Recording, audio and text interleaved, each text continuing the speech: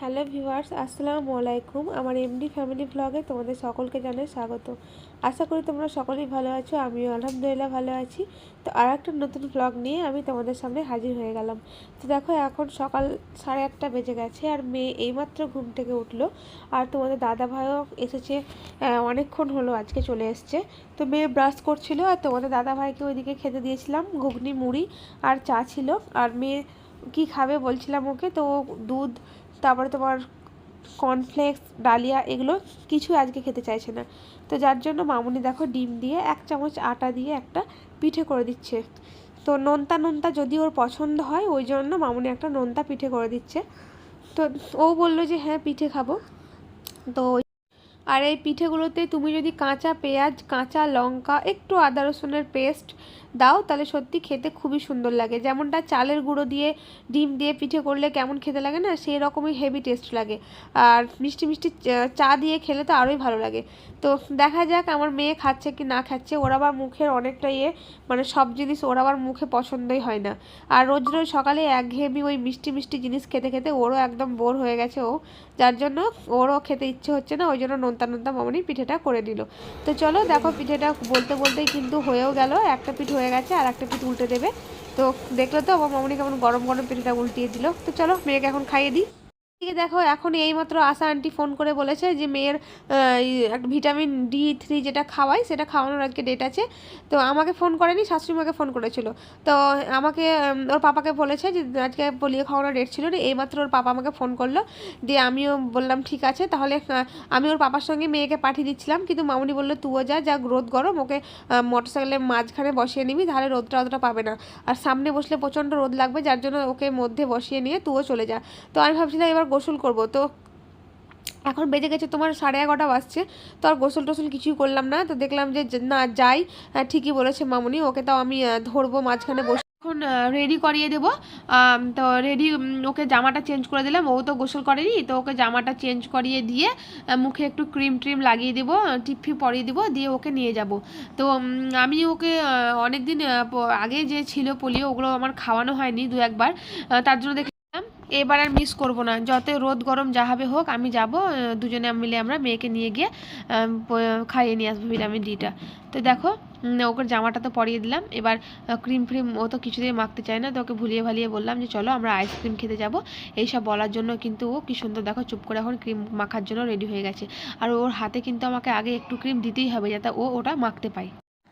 আর হ্যাঁ, একটা কথা তোমাদেরকে বলা হয়নি, ওই আন্টিটা কাজ করা ছাড়ার পর দেখো আর একটা পেয়ে নিয়েছি মাসি। তো আর একটা পেয়ে নিয়েছি বলতে, ওই বাড়িতে আমার শাশুড়ি বাড়িতে ভাড়া থাকে। তো ওই পিছন দিককার রুমগুলো আছে যেগুলো টিনের রুম ঘর দেখেছো তোমরা, তো ওই ঘরে ভাড়া থাকে ওরা। তো কাজ করে, স্বামীটা থাকে না বলে বাড়িতে কাজ করে। তো যাই হোক, মানুষ কিছু করে খেতে তো পারছে না, এই পেটের দায়ে মানুষকে সব কিছুই করতে হয়। তো যাই হোক দেখো, পেয়ে নিয়েছি মাসিটাকে, ভালোই হলো। মানে সে আল্লাহ যদি চায় তো মানে মানুষ কেউ কিছু করতে পারে না। তো যাই হোক, আন্টি ছেড়ে দিল কাজটা, ঠিক আল্লাহ মিলিয়ে দিল আমাদেরকে।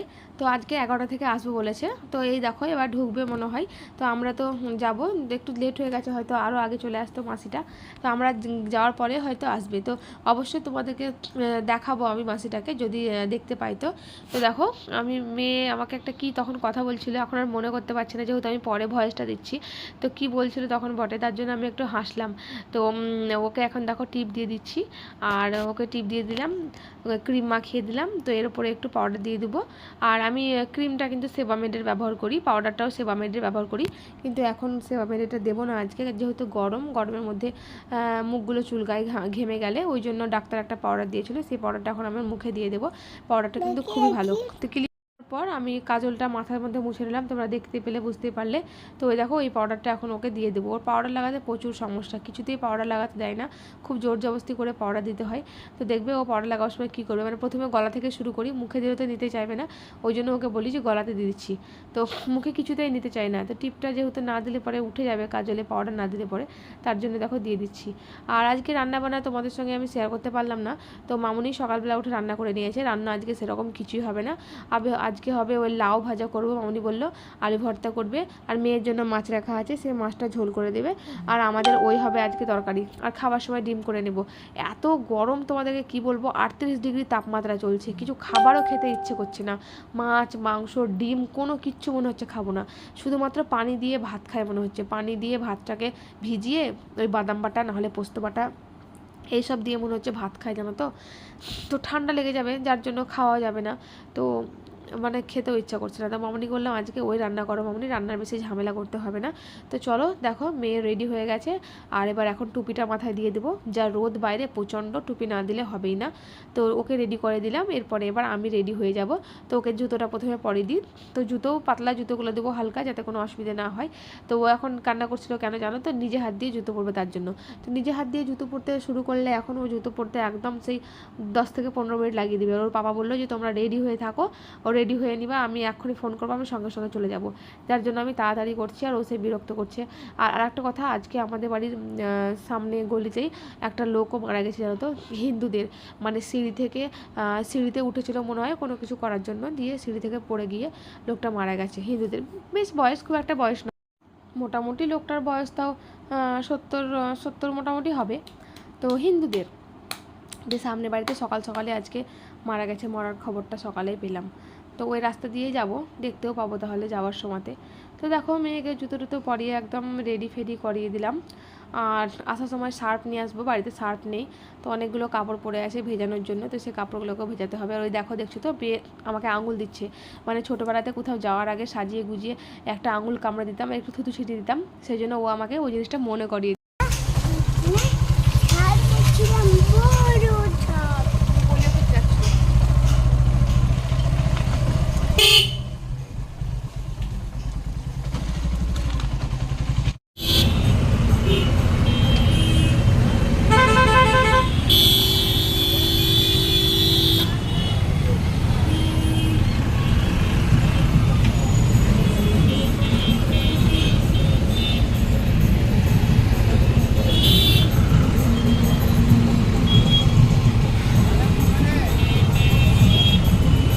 তো এই দেখো এখানে মেয়েকে খাওয়ানো হয়ে গেল পোলিও, আর পোলিও না সরি ভিটামিন।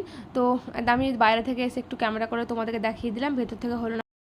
আর বাড়ি এসে দেখো মেয়েকে একদম গোসল টোসল করিয়ে জামা টামা পরিয়ে টিভি লাগিয়ে দিয়েছি, বললাম তুমি বসে বসে টিভি দেখো, আমি গোসল করে নিই, গোসল করে এসে তখন তোমাকে ভাত খাইয়ে দিব। তো দেখো মেয়েকে এখন বসিয়ে দিলাম, আর তোমাদেরকে দেখাচ্ছি দাঁড়াও যে মাসিটা আজ থেকে লেগেছে আমাদের বাড়িতে, দেখো ওই মাসিটা। তো মাসিটা সত্যি খুব ভালো, ওরাও খুবই নাম করছিল আমার মানে শ্বশুরবাড়িটা, তো ওখানে থাকি, তো শাশুড়িকেও খুব হেল্প করে। তো ওই দেখো এখন রান্নাঘরে গ্যাস ট্যাস মুছে নিচ্ছে, তো তোমাদেরকে এক ঝলক দেখ। আর এখন তোমাদের সঙ্গে শেয়ার করবো হচ্ছে ভাত তরকারি। তো এই দেখো মেয়ের মাছের ঝোল, ওই পাতলা করে কাঁচা মাছের ঝোল করেছে। আর দেখি দাঁড়াও নিচে কি আছে আমি তো জানি না, এখানে রাখা, ও এটা তো ঘুগনি, ঘুগনি অনেকটা ছিল এখানে, আর এটা কালকে চাটনি করা আছে, মিষ্টি করে চাটনি করে রেখে দেওয়া হয়েছে।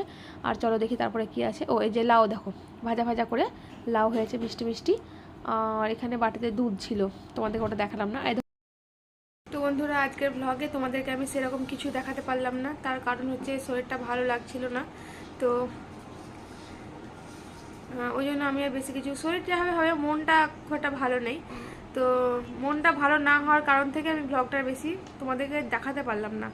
তো যতটুকু পারলাম দেখালাম, যদি ওইটুকুই তোমাদের ভালো লাগে তো অবশ্যই চ্যানেলটাকে সাবস্ক্রাইব করে দিও, আর ভালো লাগলে লাইক কমেন্ট শেয়ার অবশ্যই করে দিও। তো আজকের ব্লগটা এই পর্যন্তই, একটা মিনি ব্লগ, ছোট্ট ব্লগ দিলাম। তো খাওয়া দাওয়া করে নিয়েছি, মেয়েকেও খাইয়ে দিয়েছি, মেয়ে খায়নি, ভাতটার কিছুই খায়নি, ও খাওয়াতে বসলাম কিন্তু কিছুতেই খেলো না, ওই খেজুর খেলো 2 পিস বাস, ওতে ওর হয়ে গেছে, খেজুর খেয়ে নিয়েছে। দেখো এখন ঘুমিয়ে নেই, জেগেই আছে, টিভি দেখছে বসে বসে। তাই ভাবলাম ব্লগটা শেষ করে নিই, ব্লগটা শেষ করে দিই। আর তোমাদের দাদা ভাই এখনও বাড়ি আসেনি, ও ওই বাড়িতে আছে মনে হয়, কিছু কথা টথা বলছে, তার জন্য এখনও আসেনি।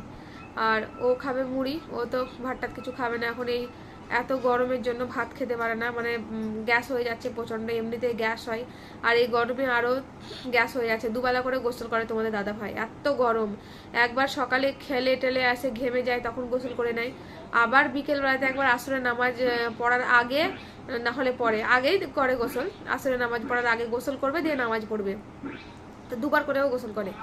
তো প্রচণ্ড গরম, প্রচণ্ড গরমের জন্যই শরীরটা আরও খারাপ করছে, ভালো লাগে না, খেতেও ইচ্ছা হয় না, মেয়েও দেখো খেতে পারে না ওই গরমের জন্যই, এসিটাও চলছে না, কি প্রবলেম হয়েছে জানি না। কালকে এখন মিস্ত্রি আসবে, একবার দেখাবো এসিটা কি হয়েছে। ওই জন্য আরও ভালো লাগে না। এসিটা চলে তাও একটু মানে জানে শান্তি পাই, আরাম পাই। তো ঠিক আছে গো, আর কিছু বলার নেই, এই পর্যন্তই তোমাদেরকে কথা বললাম। তো তোমরা সবাই ভালো থাকবে, সুস্থ থাকবে। খুদা হাফিজ, আসসালামু আলাইকুম। আবার ইনশাল্লাহ নেক্সট ব্লগে দেখা হবে।